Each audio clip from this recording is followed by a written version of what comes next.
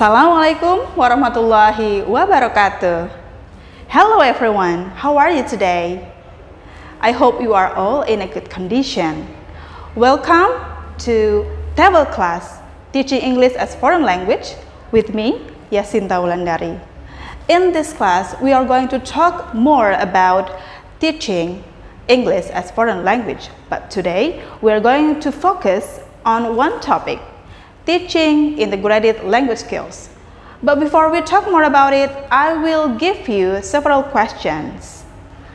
Question number 1. What skills do you use in a conversation? Very good. Yeah. When you are in a conversation, you are going to use your listening activities to listen to your partner, and then after that, you are going to use your speaking skills to express your opinion or thought to your friend. Okay, very good. Now let's go to the second question. What skills do you use when you need to summarize your lecture's material? Very great. Yeah, you are going to use your listening skill one more time to listen to your lecturer's explanation. And then after that, you are going to write. So it means that you are going to use your writing skills to write the materials on your book. Now the last question. What will you do when you want to explain how to use your new coffee maker to your friend? Yeah, that's right. You are going to read the manual by yourself. So you use your reading skill, and then after that, you are going to explain to your friend using your speaking skills.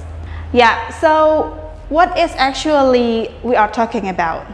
Yeah, actually, when we do our daily communication, we will always use more than one language skills in our conversations. So today, we are going to talk about teaching integrated language skills. What are the learning objectives for today's discussion? We have two learning objectives. The first, students are able to explain importance and principles of teaching integrated skills. The second, students are able to explain about the instructional designs in integrated skills teaching. For example, content-based instruction, theme-based instruction, experiential learning, and the fourth is task-based instruction. Now we go to the first discussion about the concept of integrated language skills. What is actually integrated language skills?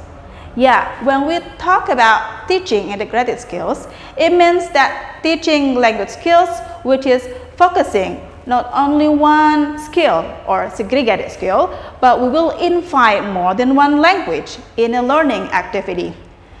Let me give you an example. In a reading class, a teacher gives directions orally, and then after that, students use their listening ability to understand the assignment. After that, the students will discuss in a group for finishing the assignment, employing their listening and speaking skills. And then at last, students may be asked to summarize in written form, so they use their writing skills. And then we go to the next question. Why should we integrate the language skills? There are several reasons supposed by Brown in 2001. The first is language production and reception are two sides of a coin. You know, a coin has two sides that cannot be split. It is the same as the language production and reception. The second, interaction is sending and receiving messages. Sending messages, it means that we will use our productive skills to deliver the message. Yeah? And then when we receive message, we will use our receptive skill, whether it's listening or reading. The third reason, interrelation of written and spoken language is a reflection of language and culture and society. The fourth, students can do various activities when the teacher uses integrated language skills teaching, because the teacher will not only focus on one language skills, but they can do various activities. The next reason is one skill often will reinforce another skills. It is of course in a communication there will always be receptive and productive skills used. Then, the last but not least, natural performances involves not only the integration of more than one skills, but also the connection between language and the way we think, feel, and act. So, what is actually the advantages of integrated skill approach? Oxford in 2001 mentioned that there are several advantages that we can use when we integrate the skill. The first, the integrated skills approach can expose the learners to authentic language and challenge them to interact more natural in the language. The second, the learners rapidly gain a true picture of richness and complexity of English language for daily communications. The third, the teaching stresses that English is not just the object of academic purposes, but it becomes the real means of interaction and sharing among people. Then the next, teacher can track students' progress in multiple skills at the same time. The next one, the approach problems the learning of real content, not just the dissection of language forms. And the last one, teaching integrated skills can highly motivating students for all ages and background. Now, we are going to talk about the principles in teaching integrated language skills. There are 5 principles that can be discussed. The first, the teacher should learn more about the ways to integrate skills. The second, the teacher also should reflect on students' learning approach and how far skill can be integrated. The next one, teachers should choose the materials, the textbooks, and the technologies that can be used to promote the integrations. And then the next one, the teacher can give appropriate tasks that promote the language integration. Then the last one, the teacher should teach students the language learning strategies to help them to be able to use skills integratedly.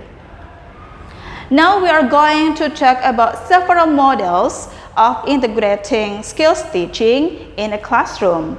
The first is about the content-based instruction. What is content-based instruction? Based on the name, it is the teaching of content or information in language being learned. So it means there will be no explicit teaching of the target language. There are several researchers consider it as effective and realistic teaching method in terms of combining language and content learning.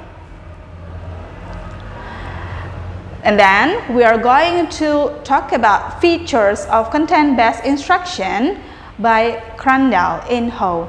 There are 4 essential features of content-based instruction. The first, learning through academic content. It means that the content will be the focus, and then the language will be only the tools for students to dig more about the content. The second, the engaging and activities. It means that the activity should be in various to engage the students' attention to be more active in taking the content or the information in the text. The next one is developing proficiency in academic discourse. As we know that there are many kinds of academic discourse. By using the content-based instruction, students can develop the proficiency through the discourse. And then the last one is fostering the development of effective learning strategies. Because there are several content that we can dig in a content-based instruction, there will be many various strategies that can be used by the students. Okay, now we are going to talk about the 3 models of content-based instruction. The first is theme-based language instruction. The second is sheltered content instruction, and the third is jam language instruction. Let me give you a brief explanation about those 3 models. The first is theme-based language instruction. Based on the name, it will merely about the topics or theme. So the topic will be the focus that forming the backbone of the course curriculum. Then the second is sheltered content instruction. The content course is taught in the second language or separated group of learners by a content area experts. Like, for example, the university professor who is a native speaker of target language, or maybe a language teacher with content area knowledge. The third is adjunct language instruction. It means that the students take part into linked courses, a content course and the language course, which include in the same content and complement each other. Now, we will explain about the theme-based instruction, the second model, right? Okay, there are several experts mention that theme-based instruction is the weak version of the content-based instruction. Why? Because it focuses on the content while still covering the language course. If we talk about the first one, the content-based one, it will focus on the content, just the content. But in theme-based instruction, we will also focus on the language course. There are several activities that can be done in a class using theme-based instruction. The first is use environmental statistics and facts for classroom reading, writing, discussion, and debates. For beginner, the students can develop their vocabulary and working with simple dialogue. And then for intermediate, the students can be taught to scan in the reading and doing the compare and contrast exercises. And then they have to write the persuasive writing or opinion essay, and they can also discuss several issues and also having a formal debate. And then the second kind of activities is career research and writing projects. Actually, when we talk about classroom activities, the source can be many things outside the classroom. For example, it can be from the library, it can be from a bookstore, television, or maybe radio as the source for the students to learn. And then after that, they can cite the data and then gather the data, synthesize it, arguments are explored, and then the result will be presented, whether it is in oral or in presentation or in a written report. And then the next activity is having the students create their own environmental awareness material. For example, they can create a leaflets, a posters, newsletter, or etc. to promote about saving the earth. And then the next activity can be about arranging field trips.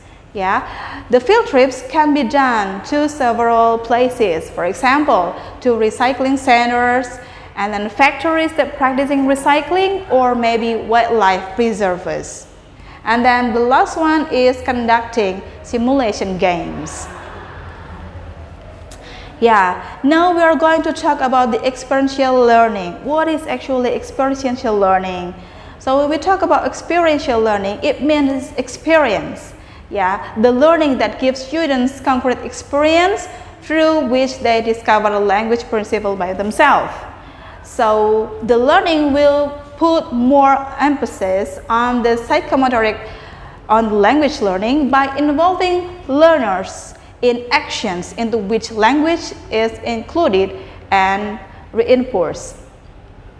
Then here, the teacher role is not only simply telling the students about how the language works, but they will give the students opportunities to work on the language by themselves, so they can engage with the language and also the problem and the complexities of variety of concrete experience. And then how the students learn in experiential learning. The first, through experiential learning, the student will experience many trial and error by themselves. And then after that, teacher will give them feedback. They will process the feedback for building the hypothesis about the language. And then after that, they will come to the step of revising the assumptions to become fluent. There are several examples of experiential learning techniques, and several of them has also been explained previously in theme-based activities. For example, hands-on projects, and then the next one is computer activities, and then the next one is research projects. The students are assigned to have the research for certain issues, and then the next one is cross-cultural experiences. Students can also be asked to visit several cultural sites and also field trips and other on-site visits. And the last one is by doing role play and simulations. Now we go to the last one, task-based instruction. What is task-based instruction? This is an approach to engage the students with the complexity of English language to gain the actual image, to communicate naturally in a form of a task. The task will help the students to participate in meaning-focused interaction from the beginning and acquire the new language more naturally. There are several characteristics of the task based on Richard's opinion. The first, the task should be something that the learners do or carry out using their existing language resources. The second, it has an outcome which is not simply linked to the learning language. And then the third one, it involves a focus on meaning. And then the last one, in the case of tasks involving 2 or more learners, it calls upon the learners' use of communication strategies in interactional skills. In task-based instruction, there are sequence of activities. Actually, there are 3 sequences of activities in task-based instruction. The first is pre-task, the second is task cycle, and then the last one is language focus. Let me explain you in brief about those sequences. The first is pre-task. In pre-task, there are 2 kinds of activities done by teacher and students. The teacher will brainstorm the theme and objectives of the task, but the teacher do not pre-teach the new structure. The teacher can give a brief explanation about how the topic will be derived and then give the instruction about how the assignment will be done. And then the students will have the preparation stage in which they will think about how to do the task by doing the games or maybe reading a piece of paragraph if the task in the form of a text. And then we go to the second sequence is about the task cycle. In task cycle, there are 3 steps. The first is task, the second is planning, and then the third one is report. In task step, the student will work in pair or groups, and they will discuss about the task using their target language. They will have a conversation about how the assignment should be done, and the teacher should monitor, should motivate and encourage the students to finish the task and use the target language. After the task step is finished, then we go to the planning steps. In this step, the student should prepare how to report the task. They will have the drafting and rehearsing what to say or what to write, and then emphasizing on the clarity, organization, accuracy for presentation. And then the last step is reporting. The student here will report in brief, in the form of class discussion. The student should have a discussion in a classroom, and then the teacher also can give comment, but the teacher cannot give over correction toward the student's task. And then we go to the last one is language focus. There are 2 kinds of language focus that can be done. The first is analysis and the second is practices. So in analysis, teacher will guide the students on the language focus of the topic. So the teacher will give directions to students in what language feature that should be discussed in a task.